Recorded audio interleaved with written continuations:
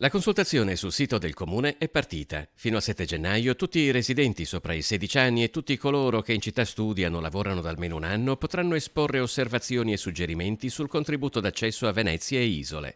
L'iniziativa appare largamente condivisa, ma con diversi distinguo, come quelli di Claudio Scarpa, direttore dell'Associazione Veneziana Albergatori. Le categorie hanno molte competenze, non parlo solo dell'Associazione Veneziana Albergatori, parlo di tutte le categorie. Sentire la cittadinanza è utile, però il rischio è quello di sentire interessi assolutamente micro particolari, che non sono poi rappresentativi delle esigenze della città.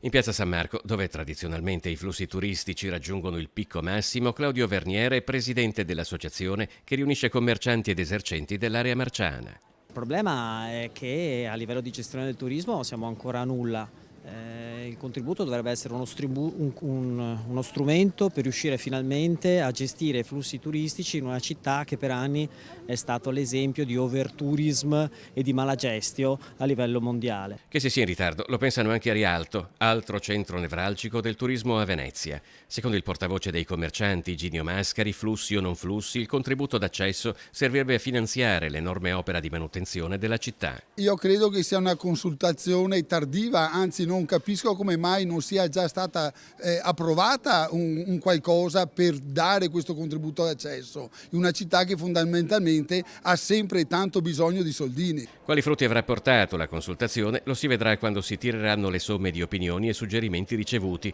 poi sarà tempo di prendere una decisione. Cristina Giussani è presidente della Confesercenti di Venezia. Una volta finita la consultazione dei cittadini ci aspettiamo di essere comunque riconsultati, riconvocati noi come categorie e alla fine essere noi insieme al Comune a stabilire un pochino le modalità di questo processo.